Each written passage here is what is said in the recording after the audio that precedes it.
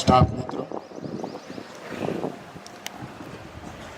સાથી મિત્રો અને વાલા દીકરા દીકરીઓ બધાને 76માં પ્રજાસત્તાક દિવસ અથવા સંવિધાન દિવસ બધાને શુભકામના.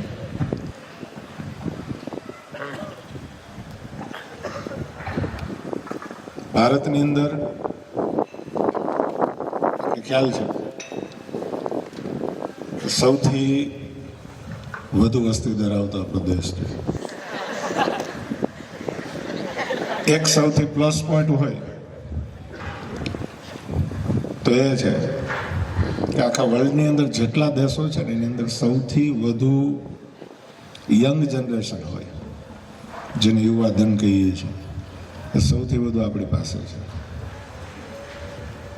છતાંય ક્યાંક આપણી ગણના હજી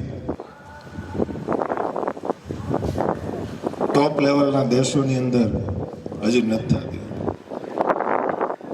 તો એક રીઝન, આમ તો ઘણા હોઈ શકે, પણ એક મુખ્ય રીઝન જો જોઈએ ને તો એક નૈતિકતાનો અભાવ છે બધાની અંદર. જેમાં હું આવી જાઉં, તમે આવી જાઓ, બધા આવી જાઓ. આખો દેશ કહે એટલે તો બધા હોય ને એની અંદર. હવે આપણું જ ઉદાહરણ લઈએ તો જાહેર વસ્તુ કોઈ પણ હોય, બેન્ચીસ ઉપર લીટા કરતા હોય બેઠા બેઠા. મૂર્ખાઓને એ ખબર નથી કે ભાઈ આપણી પેન બગડે સાથે. એવું ઘરે ક્યારેય નહીં કરે. બસમાં બેઠા હોય તો સીટમાં બરોબર છે, તૂટેલી ના હોય તો તોડે. એના એ પાછા ફરિયાદો કરતા હોય કે તંત્ર છે એ ધ્યાન નથી દેતું. તો બહારના કન્ટ્રીઝની અંદર બધા મુખ્ય વસ્તુ આ છે કે ત્યાં નૈતિકતા પહેલા છે. એટલે જ આઈ થિંક મોટા ભાગના આપણાથી આગળ છે. એક ગુણ છે બધા વિકસાવીએ કે જે કંઈ જગ્યાએ આપણે જઈએ છીએ તો જેમ આપણે આપણી વસ્તુને સાચવીએ છીએ એમ દેશને જો સાચવતા થઈ જાય, દેશની મિલકતને સાચવતા થઈ જઈએ તો ખૂબ મોટો ફેરફાર થાય એવું લાગે છે. બીજો, યુવાધન સાચું પણ કયા પ્રકારનું છે એ વિચાર્યા જેવું છે. આળસ એટલી છે કે જેની કલ્પના ન કરી શકે. મોટા મોટા મેળાવડાઓ થાય છે, અત્યારે મહાકુંભ હાલે છે, 40 કરોડ વ્યક્તિઓ એની અંદર વિઝિટ લેવાના છે. એનો અર્થ કે આટલા તો ફ્રી જ છે.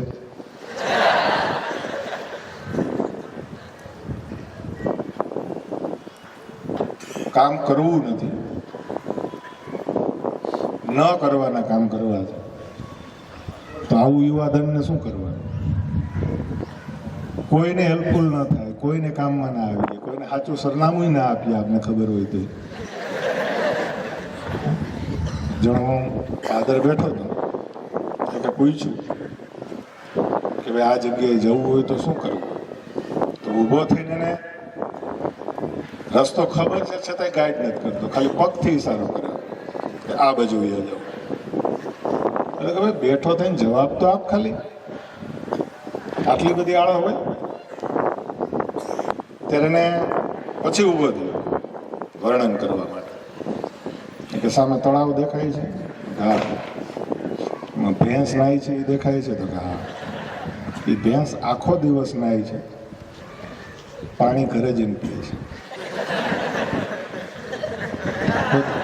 આખો દિવસ તળાવમાં હોય છે, આખો દિવસ નાય છે, છતાંય પાણી ઘરે જઈને પીએ છે. એ ભેંસનું દૂધ અમે પીએ છીએ.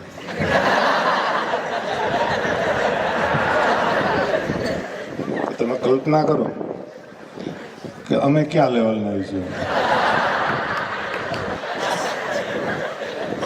તો આ પ્રકારની યંગ જનરેશન હોય તો એ યુવાધન ખરેખર નડતર રૂપ થાય અને સાચવવા ક્યાંય પ્રશ્ન આવે ઉભો રહી. તો આવા જ્યારે આઝાદીના પર્વની ઉજવણીઓ થતી હોય ત્યારે આપણામાં રાષ્ટ્રભક્તિ ક્ષણિક જાગે છે. પછી વારંવાર આપણે કહીએ છીએ કે ભાઈ છેલ્લે આપણે ધ્વજવંદનનો કાર્યક્રમ કરીએ ત્યારે એક શબ્દ વાપરીએ છેલ્લે, જય સેઠ. તો એને બહુ ગંભીરતાથી લઈ લઈએ છીએ આપણે કે પાછા કેવા તો ગાતા આવ્યા ને એવા. તો આ તકે બધા બેઠા છે તો મેં કીધું એ પ્રકારના ન થઈએ, એમાંથી કંઈક સારા બનવાનો પ્રયત્ન કરીએ એવી રાષ્ટ્ર પર્વ નિમિત્તે બધા સંકલ્પ કરીએ. જેટલા વિદ્યાર્થીઓએ બધી કૃતિઓમાં ભાગ લીધો છે એમને શાળા પરિવાર વતી ખૂબ ખૂબ ધન્યવાદ. જે એમની કૃતિ તૈયાર કરાવનાર સ્ટાફ છે, સ્ટાફ મિત્રોને ખૂબ ખૂબ અભિનંદન. એક વખત બધા માટે તાળીઓ, કારણ કે ઘણા દિવસની મહેનતને અંતે 5-7 મિનિટની કૃતિ છે એ તૈયાર થતી હોય છે. એ પણ ભૂલ કર્યા વગરની થવી એ સૌથી અગત્યની છે, કારણ કે એક ક્ષણિક ભૂલ છે એ સામે જોનાર વ્યક્તિઓ છે એના માટે ઘણી વખત હાસ્યપાત્ર બની જતું હોય છે.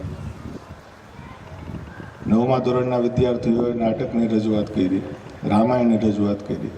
દરેક કૃતિઓ છે એ ખૂબ ટૂંકી તૈયારીની અંદર ખૂબ સારી રીતે બધાએ રજૂઆત કરી.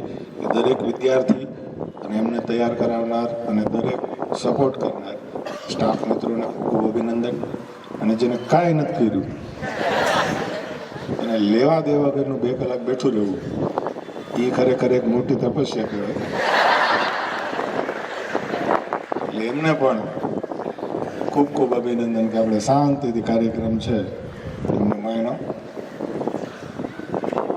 પરીક્ષાઓ નજીક છે. આજ બપોરે જ આમાંથી ઝડપથી બહાર નીકળી અને જે કાંઈ આપણા સબ્જેક્ટની પ્રિપરેશન છે એમાં બધા લાગી જઈએ એટલે ખરેખર આપણો પ્રજાસત્તાક દિવસ છે ને સફળ ગણાશે. ફરીથી દરેકને રાષ્ટ્રીય પર્વની શુભેચ્છાઓ. જય હિન્દ, જય ભારત.